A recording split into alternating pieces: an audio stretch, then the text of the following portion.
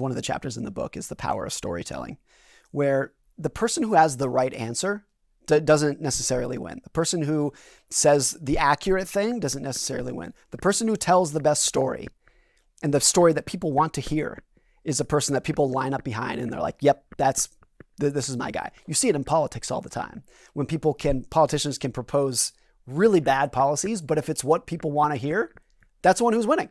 And the policy wonk who's like, well, according to the data, we should do that politician's never going to win.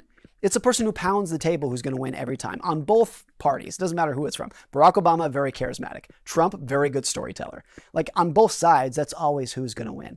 But I think you see that in almost every endeavor. In business and media, the best story always wins.